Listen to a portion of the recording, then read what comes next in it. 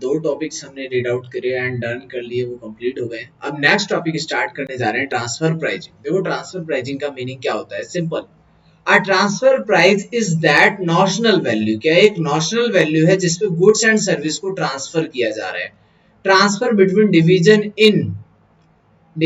इन decentralize organisations में, यानी कि जहां पर डिपार्टमेंट्स होते हैं, डिपार्टमेंट 1 से डिपार्टमेंट 2 में ट्रांसफर करना है किसी गुड्स को, ठीक है ना। किसी कंपनी के अंदर हो सकता है कुछ डिपार्टमेंट्स हो, एक से ज्यादा डिपार्टमेंट हो। अब मान लो दो डिपार्टमेंट है, डिपार्टमेंट एक्स और डिपार्टमेंट वाई, राइट। दो डिपार्टमेंट है, वाई को किसी प्रोडक्ट की जरूरत है, वो प्रोडक्ट बनाता है डिपार्टमेंट एक्स, वाई को मार्केट से वही प्रोडक्ट मिलता है मान लो 20 रुपीज में। डिपार्टमेंट एक्स कहता है हमसे ले लो 20 में, तो क्या वाई उससे 20 में ले लेगा? वाई डिपार्टमेंट एक्स से तब परचेज करेगा जब कुछ भी कम में मिलेगा तब, ठीक है। तो इस चैप्टर में हम पढ़ेंगे कि एक डिपार्टमेंट दूसरे डिपार्टमेंट को गुड्स किस प्राइस पे ट्रांसफर करता है, ठीक है। तो देखो कैसे करना है। और थोड़ा थ्योरी वगैरह देखते हैं, कंसेप्ट देखते हैं, फिर आएगा इसके बारे में समझ में। तो सिंपल है, transfer price means notional value होगी जिसपे गुड्स और सर्विस को ट्रांसफर किया जाएगा बिटवीन डिविजन्स में, डिसेंट्रलाइज ऑर्गेनाइजेशन के अंदर। और देखो transfer price are normally set of intermediate products which are goods and service that are supplied by selling division to buying divisions.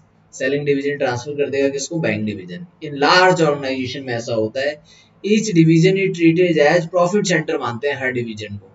जो बड़ी बड़ी कंपनियां होती हैं वो हर डिवीजन को क्या मानती हैं? प्रॉफिट सेंटर मानती हैं। पार्शियल ऑफ डिसेंट्रलाइजेशन मानती हैं। The profitability of measure by fixation of transfer price fix करता है वो, कि एक डिपार्टमेंट से दूसरे डिपार्टमेंट में जाएगा, कि एक डिपार्टमेंट की वजह से मुझे क्या प्रॉफिट हुआ ये भी कैलकुलेट कर लेते हैं। So the transfer price can have impact on the division's performance, and hence lot of care is to be taken in fixation of the same. The following factors should be taken into consideration before fixing the transfer price. देखो क्या क्या चीजें होती हैं। Transfer price should help in the accurate measurement, करने में help करेगा divisional performance की। शुड मोटिवेट करेगा डिविजनल मैनेजर्स को, किस लिए? मैक्सिमाइज प्रॉफिट को। मान लो हर डिपार्टमेंट्स को हमने टारगेट दे रखा है प्रॉफिट अर्न करने का, तो ओवरऑल तो प्रॉफिट निकल के आ जाएगा। डिपार्टमेंट वाइज निकालने के लिए जो डिपार्टमेंट ने एक डिपार्टमेंट से दूसरे डिपार्टमेंट में गया होगा वो भी सेल प्राइस पे ट्रांसफर करेंगे हम, यानी कि ट्रांसफर प्राइस पे ट्रांसफर करेंगे, ठीक है। Authority of division should be insured हो जाएगी। Transfer price should allow goal set कर सकते हैं इससे, ठीक है। तो ये सारी चीजें ट्रांसफर प्राइस के ऑब्जेक्टिव्स के पार्ट बन सकता है। ऑब्जेक्टिव दे रखे हैं to evaluate the current performance को कैलकुलेट किया जा सकता है, इंप्रूव द प्रॉफिट पोजीशन को कैलकुलेट किया जा सकता है, एसेट इन डिसीजन मेकिंग में काम आएगा, for accurate estimation of earning and purpose of investment decisions में भी ये सारी चीजें काम आती हैं। मेथड्स क्या है ट्रांसफर प्राइसिंग के? देखो जब हम एक डिपार्टमेंट से दूसरे डिपार्टमेंट्स को कोई प्रोडक्ट ट्रांसफर कर रहे हैं किसी सर्टेन प्राइस पे, तो वो प्राइस क्या होगा? या तो एक्चुअल कॉस्ट पे दे दो, या फिर कॉस्ट प्लस पे दे दो, या फिर स्टैंडर्ड कॉस्ट पे दे दो, या फिर मार्जिनल। एटलीस्ट हम मार्जिनल कॉस्ट पे तो देंगे ही देंगे, ठीक है ना। मार्जिनल कॉस्ट पे तो देंगे ही देंगे। इसमें फिर थोड़ा सा प्रॉफिट ऐड करके देंगे तो कॉस्ट प्लस बोलेंगे, एक्चुअल कॉस्ट में प्रॉफिट ऐड करके बोलेंगे देंगे तो कॉस्ट प्लस बोलेंगे, या फिर स्टैंडर्ड कॉस्ट पे ट्रांसफर कर दो। और क्या, या तो मार्केट प्राइस पे ट्रांसफर कर दो, मार्केट प्राइस पे नेगोशिएटेड प्राइस पे भी ट्रांसफर कर सकते हैं, यानी कि उन्होंने कम वगैरह कराया होगा डिस्कस करके, जो भी प्राइस डिसाइड किया होगा negotiated price. Price based on opportunity cost, इस तरह से हम क्या करते हैं? कैलकुलेट करते हैं। इन सब पे भी एग्जांपल्स है, सिंपल, आसानी से, कोई दिक्कत नहीं। अभी मैंने मार्जिनल में जब आपको बढ़ाया तो मार्जिनल में मैंने ये बताया सेल्स में से आप वेरिएबल कॉस्ट माइनस करते हो तो क्या निकल के आता था? कंट्रीब्यूशन में से हम माइनस करते थे फिक्स कॉस्ट, तो क्या निकल के आता था? प्रॉफिट। अगर आप प्रॉफिट और फिक्स कॉस्ट को जोड़ दोगे तब भी तो कंट्रीब्यूशन आ जाएगा, ठीक है। तो ये सारी चीजें, वही सारी चीजें इसमें भी काम आएंगी, ठीक है। देखो आगे फिर एक बार ये रीड कर लेते हैं। देखो price based on cost, actual cost. Under this method the actual cost of production is taken as transfer price, क्या मानेंगे इसको? Transfer price. Interdivisional transfer such actual cost में कंसिस्ट ऑफ वेरिएबल कॉस्ट, उसको क्या मानते हैं? Variable cost. Sometime total cost include including fixed cost. Cost plus.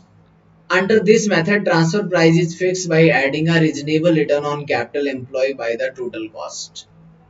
Standard cost है फिर. Under this method, transfer price is fixed on the basis of standard cost. The difference between the standard cost and actual cost being variance हो जाता है. Variance के chapter में पढ़ा होगा आपने. ठीक है ना, सिंपल. जो स्टैंडर्ड कॉस्ट और एक्चुअल कॉस्ट के बीच में डिफरेंस आता है वो क्या आ जाता है, वेरिएंस आ जाता है. मार्जिनल कॉस्ट क्या होती है, marginal means generally variable cost की बात करेगा. Under this method the transfer price को कैसे कैलकुलेट करेंगे, determine on the basis of marginal cost के बेसिस पे. ठीक है. फिर मार्केट प्राइस के बेस पे कैलकुलेट करेंगे. नेगोशिएबल प्राइस है, price based on opportunity cost है, ये सारी चीजें हम कर लेंगे. ठीक है, सिंपल. जनरली एक इलस्ट्रेशन के थ्रू समझते हैं. देखो कैसे करना है ट्रांसफर प्राइसिंग का काम. कि ट्रांसफर प्राइस में कैलकुलेट कैसे करना है, ये कैलकुलेट कैसे होगा. बड़ा सिंपल सा काम है, कोई बहुत ज्यादा टफ नहीं है. देखो जी, फर्स्ट ऑफ ऑल क्या कहता था, following information related to budget. Budgeted operation of division P. Division P है मैन्युफैक्चरिंग कंपनी है. कहते हैं सेल कर रहे हैं हम 50,000 यूनिट. अगर मैं बेचता हूं तो कितने रुपए में बिकती है 50,000 यूनिट, 8 रुपए के हिसाब से. वेरिएबल कॉस्ट 6 रुपए की है तो कंट्रीब्यूशन 2 रुपए पर यूनिट आ जाएगा. कंट्रीब्यूशन मेरा 2 रुपए पर यूनिट आ जाएगा. फिक्स कॉस्ट 75,000 है. डिवीजन का प्रॉफिट हो गया कितना, 25,000. क्वेश्चन ने मांगा क्या, देखो इस चैप्टर में, the amount of divisional investment. इस डिवीजन में इन्वेस्टमेंट कितनी कर रखी है कंपनी ने, 1,50,000 की. And the minimum desire rate of return on the investment is the cost of capital, कितना 20% है. डिविजनल एक्सपेक्टेड आरओआई और डिविजनल एक्सपेक्टेड आरआई. आरआई मतलब रेजिडुअल इनकम. ये दो चीजें कैलकुलेट करके देनी है. ठीक है, देखो एक मिनट, इसको देखते हैं आप कैसे करना है. किसी कंपनी में बहुत सारे डिवीजन हो सकते हैं और हर डिवीजन में कितने पैसे इन्वेस्ट कर रखे हैं कंपनी को पता है. तो कोई कंपनी का डिवीजन पी है. इस पी डिवीजन में कंपनी ने कितने रुपए इन्वेस्टमेंट कर रखी है. इन्वेस्टमेंट कितनी कर रखी है कंपनी ने, कंपनी ने इन्वेस्टमेंट कर रखी है 1,50,000 रुपए की. कंपनी की जो इन्वेस्टमेंट है वो कितने की है, 1,50,000 रुपए की. बट क्वेश्चन ने ये बोला है कि डिविजनल का एक्सपेक्टेड आरओआई बताओ. एक्सपेक्टेड आरओआई बताओ. तो आरओआई मतलब रिटर्न ऑन इन्वेस्टमेंट. प्रॉफिट कितना आया, 25,000 रुपए. तो आरओआई निकाल देते हैं. देखो 25,000 रुपए का प्रॉफिट आया जब कंपनी ने कितने रुपए लगाए हैं, 1,50,000 रुपए. इंटू में 100 कर दो इसको. ठीक है, परसेंटेज निकल के आ जाएगी. तो ये आ गया आपका 16.7%. यहाँ से तो रिटर्न ऑन इन्वेस्टमेंट सिंपल सा कैलकुलेट होके आ गया कि कितना कमाया है. एक्चुअल में क्या कमाया हमने, 25,000 रुपए कमाए. 1,50,000 लगा के इंटू में 100 कर दिया, परसेंटेज निकल के आई 16.71%. This is your return on investment. फिर डिविजनल एक्सपेक्टेड आरआई मांगा है. Expected RI divisional profits, RI residual income मांगी हुई है. देखो रेजिडुअल इनकम क्या होनी चाहिए थी, एक्सपेक्टेड. जब 1,50,000 रुपए लगाए तो इसका 20% हमें कमाना चाहिए था. 20% मतलब 30,000. बट एक्चुअल में कितना कमाया हमने, 25,000. तो एक्चुअल माइनस स्टैंडर्ड करते हैं इसमें. देखो इसमें जब भी आपसे आरआई मांगेगा, रेजिडुअल इनकम मांगेगा, तो एक्चुअल में डिविजनल का प्रॉफिट क्या हुआ, सबसे पहले लिखोगे डिविजनल प्रॉफिट. डिविजनल प्रॉफिट में से माइनस कर दो कितना प्रॉफिट होना चाहिए था, minimum desired profit. Minimum desired profit. तो ये चाहते थे 30,000 हो लेकिन हुआ 25,000. डिविजनल का प्रॉफिट एक्चुअल में 25,000 हुआ लेकिन ये चाहते थे 30,000 हो. तो रेजिडुअल इनकम आई हमारी माइनस में 5,000 रुपए. आरआई कितना हो जाएगा हमारा, -5,000. इस क्वेश्चन में और कुछ नहीं करना, सिर्फ ये दो ही चीजें मांगी हुई थी. बिल्कुल सिंपल सा कंसेप्ट और कुछ भी नहीं. ठीक है, क्वेश्चन ने क्या पूछा, एक्सपेक्टेड आरओआई जितना भी कमाया उसको इन्वेस्टमेंट से डिवाइड कर दो. जब आरआई मांगेगा कि एक्सपेक्टेड आरआई क्या है डिविजनल से, एक्सपेक्टेड. ठीक है, तो हमने सोचा था 30,000 कमाएंगे बट एक्चुअल में 25,000 कमाए. जो नहीं कमा पाए, ठीक है ना, वो 5,000 है, वो रेजिडुअल इनकम हो जाएगा आरआई मतलब. ठीक है, देखो ये निकाला हुआ है दोनों पार्ट. सॉल्यूशन इसका आरओआई आ गया हमारा 16.7%. और डिविजनल प्रॉफिट्स का ये वाला पार्ट -5000 आ गया। ठीक है, नेक्स्ट इलस्ट्रेशन देखते हैं एक और, काफी सिंपल है ये भी। कहता है कंपनी हैज टू डिवीजन, दो डिवीजन है एक्स और वाई। डिवीजन एक्स मैन्युफैक्चर करता है component which is used by division Y to produce a finish product. ठीक है, देखो क्या है, एक कंपनी के पास दो डिवीजन है, डिवीजन एक्स और वाई। एक्स मैन्युफैक्चर करता है एक ऐसा कंपोनेंट बनाता है जो डिवीजन वाई यूज करता है। डिवीजन वाई क्यों यूज करता है? Use by division Y to produce a finish product, finish product बनाने के लिए वाई को जरूरी है वो। For the next period output and cost have been budgeted as follow, दिया हुआ है। कंपोनेंट यूनिट्स दे रखी है 50,000 यूनिट एक्स की, और कंपोनेंट यूनिट इसने बनाई, फिनिश यूनिट इसने बनाई। ठीक है, टोटल वेरिएबल कॉस्ट 2.5 लाख रुपए और इसकी 6 लाख रुपए। तो पर यूनिट निकालनी है, निकाल लोगे। फिक्स कॉस्ट भी निकल के आ जाएगी, यहाँ तक कोई दिक्कत नहीं है। फिक्स कॉस्ट निकालने में सिंपल सही है ये तो। ठीक है, अब लिखा था fix cost are separable for each division. For each division you are required to advise on the transfer price to be fix for division X, fix for division X component under the following circumstances. कुछ cases दे रखे हैं, उस case में आपको calculate करके बताना है। ठीक है, कुछ केसेस हैं जिसमें आपको कैलकुलेट करके बताना है। देखो इस क्वेश्चन में हुआ क्या, इस क्वेश्चन में एक्चुअल में कितने डिपार्टमेंट है? दो department. A company has two department, department X है और डिपार्टमेंट वाई है। एक्स ऐसा कंपोनेंट बनाता है जो वाई को फिनिश गुड्स बनाने के लिए यूज करने होते हैं। ठीक है, अब एक्स ट्रांसफर करेगा वाई को, तो किस पे ही ट्रांसफर करेगा, कौन सा प्राइस, वही निकालना है। ट्रांसफर प्राइस कैलकुलेट करके देना है। देखो डिवीजन ए, वैसे गलत लिख दिया, डिवीजन एक्स होना चाहिए। Division x can sell component in competitive market, market में बेचता कितने में एक्स? 10 रुपए में। अगर मार्केट में एक्स बेचेगा तो कितने रुपए में बिक जाएगा? 10 रुपए में। Division Y can also purchase the component from the open market at that price. Division Y भी क्या कर सकता है? मार्केट से भी 10 रुपए में खरीद सकता है, कोई दिक्कत नहीं है। बताओ, जब वाई डिवीजन मार्केट से भी 10 रुपए में खरीद सकता है तो वाई डिवीजन मार्केट से ही मंगा लेगा, इससे खरीदने की क्या जरूरत है। तो एक्स एटलीस्ट मिनिमम कितने रुपए में ट्रांसफर करेगा ये आपको कैलकुलेट करना पड़ेगा। फर्स्ट ट्रांसफर प्राइस क्या होना चाहिए इस केस के अंदर, फर्स्ट वाले केस के अंदर। देखो ले चलते हैं इसको और फर्स्ट केस को सॉल्व करते हैं एक बार।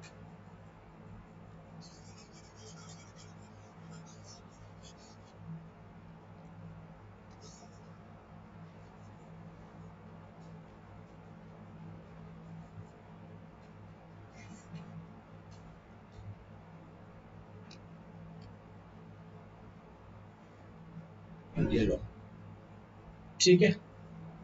अब देखो डिपार्टमेंट एक्स को ट्रांसफर करना है वाई को, डिवीजन ए क्या कर सकता है? मार्केट में बेच सकता है 10 रुपए में, राइट। अब ये मार्जिनल कॉस्ट वाली बात हो जाएगी इसमें, क्योंकि हमें वेरिएबल कॉस्ट पता है। वेरिएबल कॉस्ट पता है, वेरिएबल कॉस्ट पर यूनिट निकालना पड़ेगा। हमें ट्रांसफर प्राइस निकालना है। क्या निकालना है? Transfer price. पहले वाले केस के अंदर कहता है division A can sell the competitive market में कितने का बेच सकता है? डिवीजन एक्स 10 रुपए में बेच सकता है। तो वाई को कितने रुपए में ट्रांसफर करेगा? वाई को भी 10 रुपए में करना चाहिए, जनरली लॉजिक तो ये बनता है। तो पहले मैं वेरिएबल कॉस्ट पर यूनिट निकालता हूँ। देखो वेरिएबल कॉस्ट कितनी आ रही है, चांस की बात है, इसमें 2,50,000 रुपए की आ रही है। 2,50,000 डिवाइड बाई 50,000 करो पर यूनिट, तो पर यूनिट जो प्राइस आ गया हमारा 5 रुपए। Variable cost plus opportunity cost, जब हम किसी को प्रोडक्ट देंगे एटलीस्ट मैं वेरिएबल कॉस्ट तो चार्ज करूंगी, और साथ में क्या चाहिए मुझे? अपॉर्चुनिटी कॉस्ट भी चाहिए। अपॉर्चुनिटी कॉस्ट क्या हो जाएगी? देखो इस क्वेश्चन के अंदर अगर मैं मार्केट में ना बेचकर, यानी कि डिपार्टमेंट एक्स अगर मार्केट में ना बेचकर वाई को दे दे, तो अपॉर्चुनिटी कॉस्ट कितने रुपए आ रही है? 10 रुपए में मार्केट में बिक रहा था अच्छा खासा, अगर मैंने वाई को दिया एटलीस्ट वो 5 में तो लेगा ही लेगा, राइट। एटलीस्ट मतलब कि मुझे 5 में तो देना ही पड़ेगा वेरिएबल कॉस्ट को रिकवर करने के लिए। जो मेरा 5 रुपए का लॉस हो रहा है वो अपॉर्चुनिटी कॉस्ट है हमारे लिए, क्योंकि हमारे लिए अपॉर्चुनिटी कॉस्ट तो 5 रुपए की वेरिएबल कॉस्ट, 5 रुपए की अपॉर्चुनिटी कॉस्ट, टोटल वही बन जाएगा 10 रुपए। यानी कि ट्रांसफर प्राइस 10 रुपए ही निकलेगा इसका। वेरिएबल कॉस्ट कह दो या फिर इसको कहीं कहीं मार्जिनल कॉस्ट भी लिख रखा होगा, कोई दिक्कत नहीं। मार्जिनल कॉस्ट भी कितना आएगा, 5 रुपये आएगा पर यूनिट। जो वेरिएबल कॉस्ट है मार्जिनल कॉस्ट और सेम, यानी कि हर यूनिट पे 5 रुपये तो लगने ही लगने हैं। अगर मैंने इसको दे दिया, किसको दे दिया, डिपार्टमेंट वाई को, अगर एक्स ने, तो इसका नुकसान कितने रुपए का होगा, 5 रुपए का। वो लॉस भी तो रिकवर करना पड़ेगा हमें। तो 10 रुपए में एटलीस्ट हम ट्रांसफर करेंगे, तो ट्रांसफर प्राइस क्या हो जाएगा, 10 रुपए हो जाएगा। सेकंड केस देखते हैं। As per the situation, second वाला रीड करते हैं एक बार। As per the situation mention in a above, ठीक है। फर्दर एज्यूम करो division Y currently buy the component external supplier. हम कहीं बाहर से माल खरीद रहे हैं, कितने रुपए में, 10 रुपए में। डिपार्टमेंट वाई क्या कर रहा है, बाहर से खरीद रहा है, एक्स से नहीं ले रहा, ठीक है। There is a reciprocal agreement, जिससे भी वो माल खरीद रहा है सप्लायर से, उसके साथ हमारा एक और एग्रीमेंट है। क्या है, between the external supplier and other division Z, किसी और डिवीजन के साथ Z, with in the same group. यानी हमारी कंपनी में दो ग्रुप नहीं है, एक और डिवीजन है। देखो, एक कंपनी में एक्स भी है, वाई भी है और जेड भी है। वाई को कंपोनेंट खरीदना है, या तो वो एक्स से खरीद ले या तो मार्केट से खरीद ले। ये मार्केट से खरीद रहा है अभी किसी से, ठीक है ना। करंटली बाई कर रहा है, सपोज कर लो एक्सटर्नल सप्लायर से, एक्सटर्नल सप्लायर से खरीद रहा है 10 रुपए में ही। इस जेड का, जिस एक्सटर्नल सप्लायर है उसका हमारे डिविजनल जेड के साथ एक एग्रीमेंट है। क्या है, डिवीजन जेड के साथ, within the same group. हमारे एग्रीमेंट ये है कि external supplier agree to buy one product, एक प्रोडक्ट खरीद लेगा हमारे डिवीजन जेड का, जिसपे हम 4 रुपए पर यूनिट प्रॉफिट कमाएंगे। अगर मार्केट वाई ने उससे खरीदना बंद कर दिया, तो वो बंदा भी जेड से नहीं खरीदेगा, यानी कि हमें 4 रुपए का नुकसान और होगा कंपनी को। उस केस में क्या होगा, फॉर एवरी कंपोनेंट के लिए बताएं that division B buy from the supplier और नॉट। डिवीजन बी लिख दिया, डिवीजन वाई लिखना चाहिए, ठीक है। नीचे ए बी सी लिख दिया इन्होंने। तो इस केस में क्या करना चाहिए हमें, सेकंड वाले केस के अंदर सिंपल सा क्वेश्चन है। देखो, वेरिएबल कॉस्ट अगर मैं सेकंड वाले को सॉल्व करूं, तो वेरिएबल कॉस्ट तो 5 रुपए थी हमारी। वेरिएबल कॉस्ट कितनी थी, 5 रुपए। 5 रुपए तो हमें चाहिए ही चाहिए वेरिएबल कॉस्ट को रिकवर करने के लिए, ठीक है। मार्जिनल कॉस्ट भी कह सकते हो। अब यहाँ पर देखो क्या होता है, जब मैं सेल कर रहा हूँ मार्केट में, तो सेल कितने में हो रही है, 10 रुपए में। वेरिएबल कॉस्ट कितनी है, 5 रुपए की। कंट्रीब्यूशन पर यूनिट कितना आ रहा है, 5 रुपए। यानी मैं किसी को दूंगा तो 10 रुपए में दूंगा, वेरिएबल कॉस्ट और कंट्रीब्यूशन तो रिकवर करूंगा। या अपॉर्चुनिटी कॉस्ट पिछले में कह रहे थे, अगर मार्केट में ना बेच के हम अपने वाई को दे देंगे, वाई को देंगे तो 5 रुपए अपॉर्चुनिटी कॉस्ट हो जाएगी, कोई बात नहीं। तो यहाँ पर भी ऐसे ही कह सकते हो आप, वेरिएबल कॉस्ट यानी कि marginal cost and contribution, marginal cost and contribution according to language, ठीक है। मार्जिनल कॉस्ट और कंट्रीब्यूशन कितना हो जाएगा, 5 5, राइट। और साथ में मेरा नुकसान 4 रुपए का भी है, वो भी तो रिकवर करना पड़ेगा। अब ये हो जाएगा 14 रुपए। ट्रांसफर प्राइस क्या आ जाएगा, अब यहाँ पर 14 रुपीज आ जाएगा इस वाले केस में। सेकंड वाले केस में टोटल ट्रांसफर प्राइस आ जाएगा 14 रुपीज, यानी कि डिपार्टमेंट एक्स वाई को तभी देगा जब 14 रुपीज देगा वो। क्यों, क्योंकि देखो वाई ने क्या किया, वाई अगर मार्केट से परचेज करता है, तो जिस सप्लायर से वो खरीदता है, वो सप्लायर भी हमसे माल लेता है, हमारी कंपनी से, हमारे दूसरे डिवीजन से, जिसमें 4 रुपए का प्रॉफिट होता है कंपनी को। अगर वाई मार्केट से परचेज नहीं करेगा, तो हमें 4 रुपए का नुकसान हो जाएगा, वो नुकसान भी रिकवर करना पड़ेगा फिर डिपार्टमेंट एक्स को, ठीक है। तो डिपार्टमेंट एक्स को अपनी कॉस्ट निकालनी है, कंट्रीब्यूशन भी निकालना है, 4 रुपए वो वाले भी निकालने हैं जो वाई अगर बाहर खरीद रहा था तो 4 रुपए का कंपनी को प्रॉफिट हो रहा था। अगर वाई अपने ही डिपार्टमेंट एक्स से खरीदेगा तो 4 रुपए का वो प्रॉफिट नहीं हो पाएगा, यानी transfer price should be now 14, ठीक है। सिंपल। देखो इसमें क्या किया हुआ है इन्होंने, ये transfer price marginal cost opportunity cost कितना आ गया, 10 रुपए, सिंपल। दूसरे केस में ट्रांसफर प्राइस क्या निकाला, marginal cost contribution, profit forgone by division Z, division Z का नुकसान हो रहा था, वो भी रिकवर करना पड़ेगा इस बार। जब नुकसान नहीं हो रहा था, दो कॉस्ट थी ओनली, अब नुकसान हो रहा है तो वो भी रिकवर करना पड़ेगा। टोटल हो जाएगा 14 रुपीज, ठीक है। और देखते हैं आगे, इलस्ट्रेशन थर्ड देखते हैं। देखो क्या है, a company fix the interdivisional transfer price for its product on the basis of cost plus, कौन सा मेथड है इस बार, cost plus an estimated return on it in its division, the relevant portion of the budget for the division X for the year 2015 and 16 given below. Budget दिया हुआ है इन्होंने division का पूरा। फिक्स एसेट्स 5 लाख रुपए की, करंट एसेट्स 3 लाख रुपए की, डेटर्स 2 लाख की, यानी टोटल हमने लगा रखे हैं 5 3 8 और 10 लाख रुपए। Annual fix cost of the division 8 lakh रुपए की है। एनुअल फिक्स कॉस्ट कितनी है हमारी, 8 लाख रुपए की। वेरिएबल कॉस्ट पर यूनिट दे रखी है हमें 10 रुपए। Budgeted volume of production per year, पूरे साल में हम बनाते हैं 4000 unit. Desire rate of return कितना चाहते हैं हम, 28% का प्रॉफिट चाहते हैं। देखो अब क्या हुआ, वेरिएबल कॉस्ट पर यूनिट पता है हमें 10 रुपए, फिक्स कॉस्ट भी पर यूनिट निकाल लो। फिक्स कॉस्ट कितनी थी, 8 लाख रुपए थी। फिक्स कॉस्ट अगर 8 लाख रुपए थी तो पर यूनिट कितनी आ जाएगी, अगर 4 लाख बना रहे हो तो 2 रुपए। टोटल कॉस्ट कितनी हो गई हमारी, 12 रुपए। अब प्रॉफिट कितना चाहिए हमें, प्रॉफिट चाहिए 28% ऑन इन्वेस्टमेंट। 10 लाख रुपए लगाए, 5 3 8 और 2 10, 10 लाख रुपए का 28% करो, 2,80,000 पर यूनिट निकाल लो, 0.70 आ गया, ट्रांसफर प्राइस आ गया। सब सिंपल। भाई जब मैं किसी को माल दूंगा तो मैं क्या रिकवर करना चाहते हैं हम, variable cost, fix cost plus profit.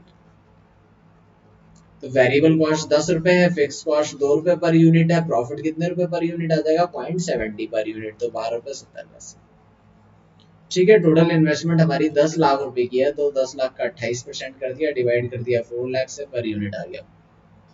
ठीक है, सिंपल सा कंसेप्ट, इसमें भी कुछ नहीं था, सिंपल क्वेश्चन बिल्कुल। इसे कहते हैं कॉस्ट प्लस। तो कॉस्ट प्लस याद नहीं रखना, जैसे क्वेश्चन ने बोला होगा वैसे कर देंगे, काफी सिंपल पॉइंट है।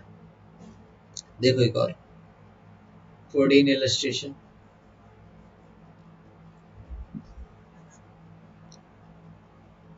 14 इलस्ट्रेशन में क्या है, XYZ limited which has a system of assessment of divisional performance on the basis of residual income पे performance calculate करनी है।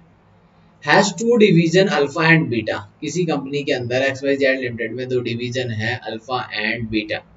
Alpha has annual capacity to manufacture, alpha पूरे साल में बना सकती है 15 lakh unit. Number of special component that it sell to outside customer, outside customer को ही बेचता है।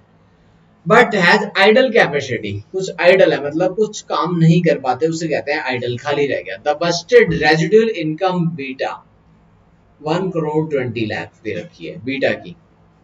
ठीक है बेटा, दैट द अल्फा की भी दे रखी है 1 करोड़। दोनों की इंफॉर्मेशन गिवन है, अल्फा की भी एंड बीटा की भी। अल्फा की कितनी है 1,20,00,000 और इसकी दे रखी है 1 करोड़।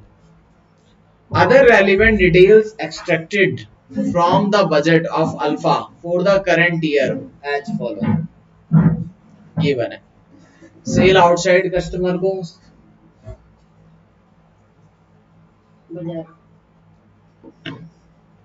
सेल आउटसाइड कस्टमर को कितना किया इन्होंने, 12 लाख यूनिट 180 में।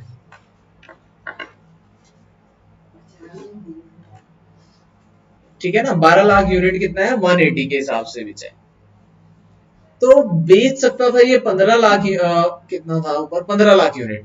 एनुअल कैपेसिटी थी 15 लाख यूनिट की, बट इन्होंने बेचा कितना, सिर्फ 12 लाख यूनिट बेचा, तो 3 लाख यूनिट नहीं बेच पाए। तो 3 लाख यूनिट जो नहीं बेच पाए उसे कहेंगे आइडल कैपेसिटी, 3 लाख यूनिट कम रह गए। ठीक है, अब देखो क्या हुआ, वेरिएबल कॉस्ट है 160 रुपए, डिविजनल फिक्स कॉस्ट है 80 लाख रुपए, कैपिटल एम्प्लॉयड है 7 करोड़ 50 लाख रुपए, कॉस्ट ऑफ कैपिटल मुझे चाहिए 12% on this. Beta has just receive a special order, beta department को एक ऑर्डर मिल गया जिसके लिए रिक्वायर्ड चाहिए कंपोनेंट चाहिए, similar to the ones made by the alpha, जो अल्फा बनाता है वही वाला कंपोनेंट चाहिए, सेम वही कंपोनेंट। ठीक है ना, अब क्या लिखा है, fully aware of the idle capacity, उसको भी पता है बीटा वाले को भी कि ये आइडल है, कुछ idle capacity of alpha. Beta has asked alpha से, उसने क्वांट किया फॉर मैन्युफैक्चर एंड सप्लाई कर दे भाई 3 लाख यूनिट। तो दूसरे डिपार्टमेंट से बीटा को जब ऑर्डर मिला तो बीटा ने अल्फा से बोला भाई जो 3 लाख यूनिट तुम नहीं बनाते अब बना के दे दो हमको।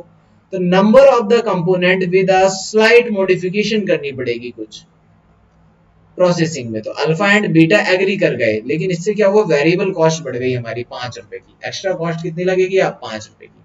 You are required to calculate करके बताओ कि अल्फा कितने रुपए चार्ज करेगा बीटा से उसको ट्रांसफर करने के लिए। अल्फा डिपार्टमेंट है जो वो कितने रुपए चार्ज करेगा बीटा डिपार्टमेंट से। ठीक है, देखो अब यहाँ पे क्या करना है इसमें।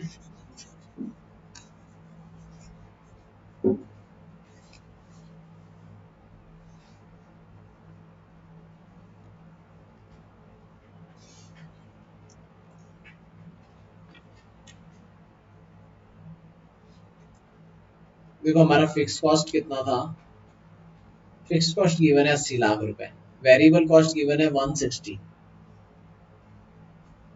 अब मुझे कंट्रीब्यूशन निकालना है, तो कंट्रीब्यूशन कैसे निकालते हैं? कंट्रीब्यूशन निकालने के दो तरीके हैं हमारे, profit plus fix cost. Profit और फिक्स कॉस्ट को जोड़ दो तो क्या आ जाएगा हमारा, कंट्रीब्यूशन आ जाएगा। ठीक है ना, कंट्रीब्यूशन तो रिक्वायर्ड हो गई, तो कैसे कैलकुलेट करेंगे। वेरिएबल कॉस्ट 160 है, 180 में से 160 माइनस करेंगे तभी कंट्रीब्यूशन आता है, इस तरीके से भी आता है। बट यहाँ पर मॉडिफिकेशन हो रही है वेरिएबल कॉस्ट में थोड़ी सी, 5 रुपए पर यूनिट क्या हो रहा है, चेंज हो जा रही है वेरिएबल कॉस्ट। और आउटसाइड बेचते हैं जब हम कितने में बेचते हैं, 180 में। लेकिन अपने ही डिपार्टमेंट को देंगे तो हम कितने में देंगे, हमें प्रॉफिट कितना चाहिए, सिर्फ 12% चाहिए ऑफ कैपिटल एम्प्लॉयड का। तो प्रॉफिट की रिक्वायरमेंट कितनी है वो देख लेते हैं पहले। 7,50,000 रुपए के ऊपर 12% चाहिए, 7,50,000 के ऊपर 12% चाहिए, सॉरी 7,50,00,000 के ऊपर, तो ये 90 लाख रुपए का प्रॉफिट आ जाएगा। प्रॉफिट की रिक्वायरमेंट कितने की हमारी, 90 लाख रुपए की। ठीक है, और हमारी फिक्स कॉस्ट कितनी है, हमारी फिक्स कॉस्ट दे रखी है 80 लाख की। फिक्स कॉस्ट है हमारी 80 लाख रुपए की। जितना भी कैपिटल लगाया हुआ है 7,50,00,000 रुपए आपने लगाए हुए हैं, ठीक है, 12% का प्रॉफिट की रिक्वायरमेंट है उस पर, तो 90 लाख रुपए प्रॉफिट चाहिए। हमारा फिक्स कॉस्ट कितना है, 80 लाख रुपए का। अब रेजिडुअल इनकम भी है कुछ आ रही, रेजिडुअल इनकम, रेजिडुअल इनकम भी निकाली थी हमने। रेजिडुअल इनकम का मतलब है जो हम नहीं कमा पाए, फर्स्ट इलस्ट्रेशन में देखा था। तो अल्फा का कितना है रेजिडुअल इनकम, 1 करोड़ रुपए। टोटल कितना हो जाएगा इसका, 1 करोड़ और 2,70,00,000 रुपए। टोटल कंट्रीब्यूशन कितना है, 2,70,00,000 रुपए का। इतना कंट्रीब्यूशन रिक्वायर्ड होगा टोटल अल्फा डिपार्टमेंट का। कंट्रीब्यूशन रिक्वायर्ड कितना होगा, 2,70,00,000 रुपए का। प्रॉफिट 90 लाख ठीक है, 80 लाख ठीक है, ये दो चीजें फिक्स कॉस्ट। रेजिडुअल इनकम का मतलब होता है वो प्रॉफिट जो हम अर्न नहीं कर पाए, इलस्ट्रेशन 1 में भी हमने ये देखा था। ठीक है, तो उसको भी जोड़ लिया अब हमने। टोटल प्रॉफिट मुझे रिक्वायरमेंट कितने की है, 2,70,00,000 रुपए की। अभी हम कितने यूनिट बना रहे हो, देखो अभी आप बना रहे हो 12 लाख यूनिट। 12 लाख यूनिट पे कितने रुपए का प्रॉफिट हो रहा है, कंट्रीब्यूशन 12 लाख यूनिट से कितना आ रहा है, ये चेक करो पहले। Contribution from 12 lakh unit, 12 lakh unit से कंट्रीब्यूशन कितना आएगा, 180 माइनस 60, 20 रुपीज आ रहे हैं।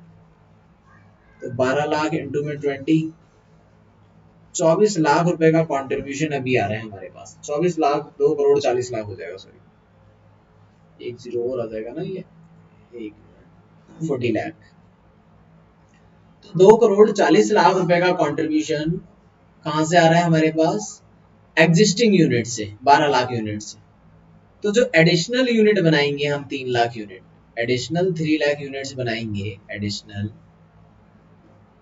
3 लाख यूनिट बनाओगे, इससे कितने कंट्रीब्यूशन की रिक्वायरमेंट है, टोटल कंट्रीब्यूशन कितना आ सकता है, 2,70,00,000, 2,40,00,000 तो ऑलरेडी आ रहा है, तो 30 लाख रुपए, 30 लाख रुपीज का कंट्रीब्यूशन एडिशनल आ सकता है यहाँ से टोटल। पर यूनिट कितना हो जाएगा कंट्रीब्यूशन, पर यूनिट सीपीयू निकाल लो, 30 लाख डिवाइडेड बाई 3 लाख,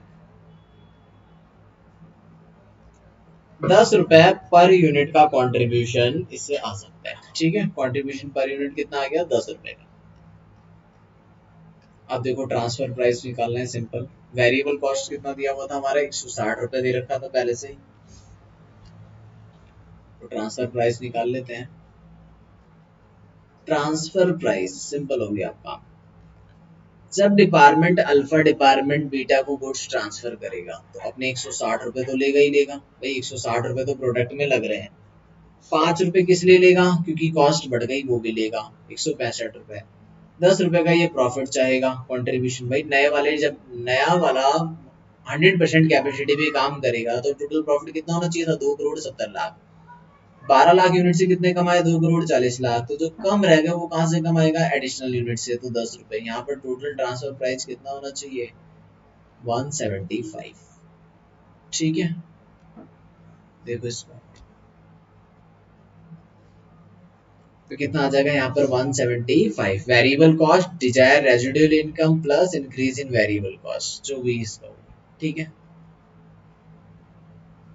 अब देखो second, if beta can buy from outside less than variable cost, अगर 165 से, then only the decision transfer price कितना हो, 175 will be sub optional for the group as whole. अगर 165 से कम में मिले तो उसको परचेज कर लेना बाहर से, नहीं मिलता तो फिर यहीं से परचेज कर लेना चाहिए, कोई दिक्कत नहीं। ठीक है,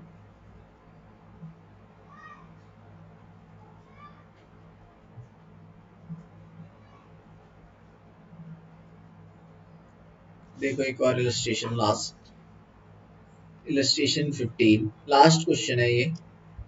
ट्रांसफरर लिमिटेड है कोई, has two process preparing and finishing, दो काम करते हैं preparing and finishing. Normal output per week के 7500 यूनिट बनाते हैं, 75% कैपेसिटी पे काम करते हैं तो 7500 यूनिट बनाते हैं, 100% पे करेंगे तो 10,000 यूनिट बनेगी जनरली।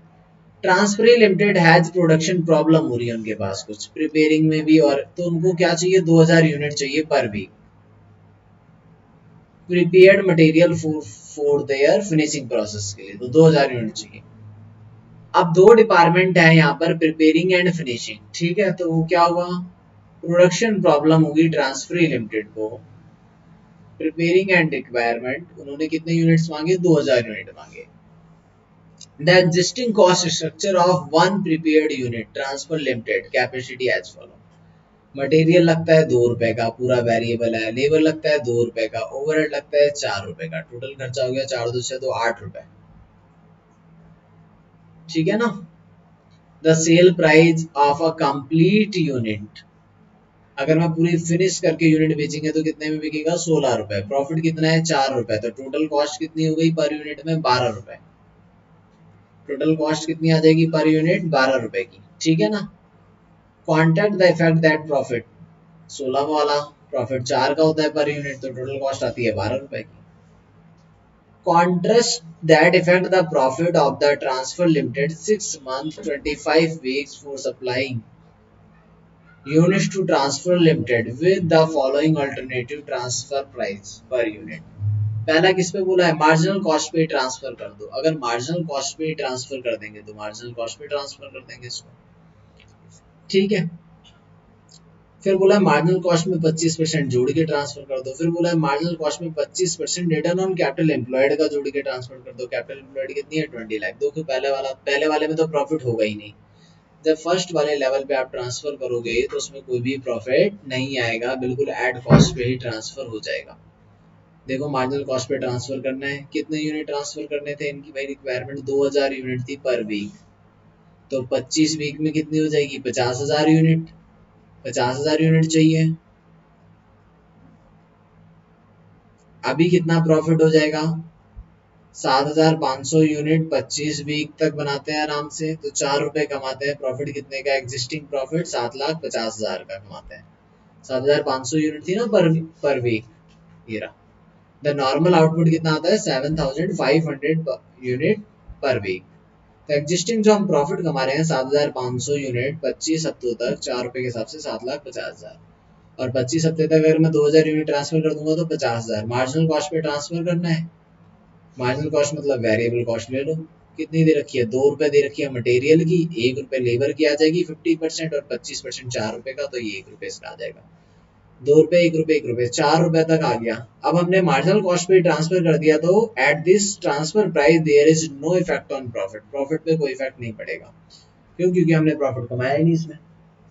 अगर आपने एक डिपार्टमेंट से दूसरे डिपार्टमेंट को एट कॉस्ट पे दे दिया तो कोई भी इफेक्ट प्रॉफिट पे नहीं पड़ने वाला। सेकंड केस में कह रहा है 25% एक्स्ट्रा ले लो, मार्जिनल कॉस्ट में 25% एक्स्ट्रा ले लो। मार्जिनल कॉस्ट कितने रुपए आई हमारी, 4 रुपए आ गई। देखो मार्जिनल कॉस्ट कितने रुपए निकली, 4 रुपए। अगर 1 रुपए इस पे 25% एक्स्ट्रा मिल जाए, 25% का मतलब 1 रुपए, अगर हम ट्रांसफर करें 5 रुपए में जिसकी मार्जिनल कॉस्ट 4 रुपए थी, तो प्रॉफिट 1 रुपए का हो गया। 50,000 यूनिट पे 1 रुपए का प्रॉफिट हो जाएगा, तो 50,000 का प्रॉफिट आ जाएगा। देखो प्रॉफिट कितना दे रखा है, इंक्रीज इन प्रॉफिट कितना आ जाएगा हमारा, 50,000 का। ठीक है, टोटल यूनिट ट्रांसफर कितनी होंगी 25 वीक में, 50,000 यूनिट, 1 रुपए का पर यूनिट प्रॉफिट आ जाएगा। तीसरे वाले केस में क्या लिखा हुआ था, इसको रफ कर देते हैं।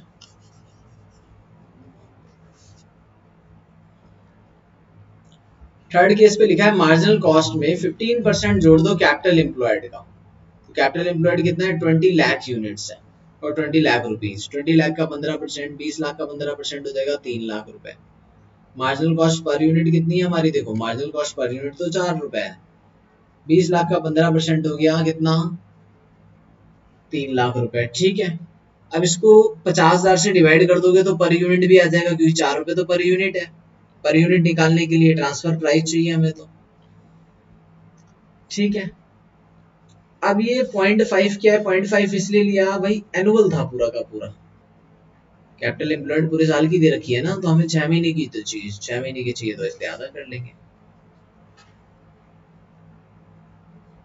25 वीक्स। तो कितना आ गया इनका, 7 रुपए आ गया। देखो ट्रांसफर प्राइस कितना आ गया, 7 रुपए आ गया।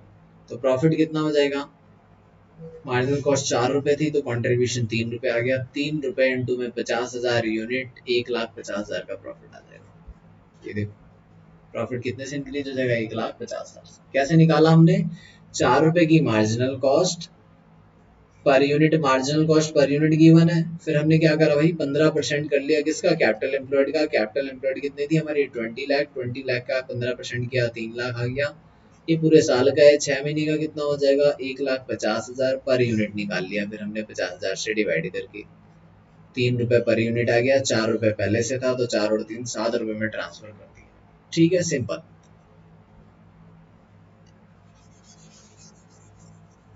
फोर्थ पॉइंट देखते हैं, फोर्थ पॉइंट में क्या दिया हुआ है इन्होंने।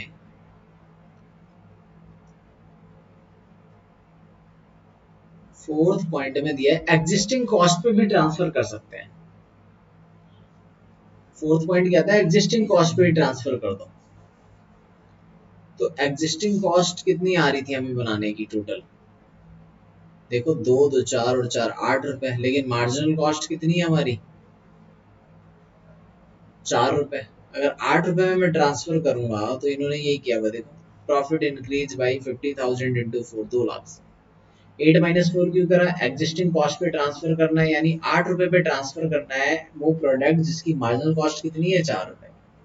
टोटल कॉस्ट तो 8 रुपए है, लेकिन वेरिएबल कॉस्ट कितनी है उसकी, 4 रुपए। तो कंट्रीब्यूशन आ जाएगा, मतलब 2 लाख रुपए का कंट्रीब्यूशन है। ये प्रॉफिट दिखाने का मतलब है कि कंट्रीब्यूशन है। ठीक है, पांचवा पॉइंट क्या मांगा हुआ है इन्होंने,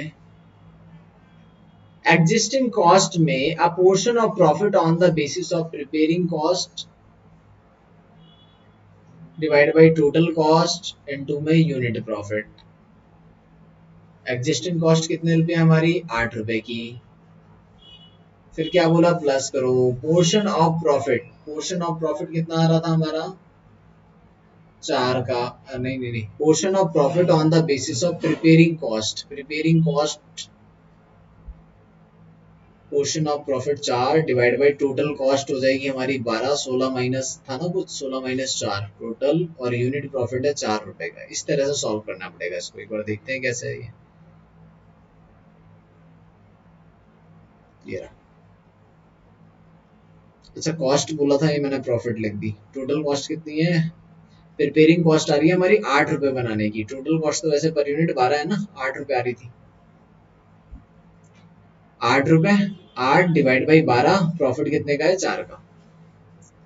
तो 8 रुपए की कॉस्ट प्लस बढ़ा के लेनी थी। कैसे ट्रांसफर करना है हमें, preparing cost divide by total cost. इन्होंने खुद ही अपनी लैंग्वेज बना के दी हुई है, तो उसके अकॉर्डिंग ही सॉल्व कर लेंगे। यूनिट प्रॉफिट कितना, 4, जो भी सॉल्व करने पे आया 6.67 आया, नहीं सॉरी 10.67 आया। वेरिएबल कॉस्ट कितनी है इसमें हमारी, सॉरी वेरिएबल कॉस्ट कह रहा हूँ, 10.67 आया ट्रांसफर प्राइस जनरली। 10.67 आया, इसमें हमारा 4 रुपए की नॉर्मल कॉस्ट 6.67, ये माइनस कर दो, ये प्रॉफिट लिख दिया इन्होंने यहाँ पर। ठीक है, 6.67 से प्रॉफिट इंक्रीज हो जाएगा। लास्ट वाला एग्जांपल, लास्ट वाले पॉइंट में क्या लिखा हुआ है देखें, एक at an agreed market price, अगर 8 रुपए 50 पैसे में ट्रांसफर करोगे, 8 रुपए 50 पैसे में, तो प्रॉफिट कितने का हो जाएगा हमारे को, 4 रुपए 50 पैसे का पर यूनिट। तो 50,000 यूनिट से मल्टीप्लाई कर देंगे, सीधे प्रॉफिट आ जाएगा। तो सिंपल है, गिवन है। ठीक है, तो थोड़ी सी इसमें कैलकुलेशन भी ध्यान देना पड़ेगा, यहाँ से कैलकुलेट हो जाएगा। तो यहाँ तक की प्रैक्टिस कर लेना, बाकी करते हैं नेक्स्ट।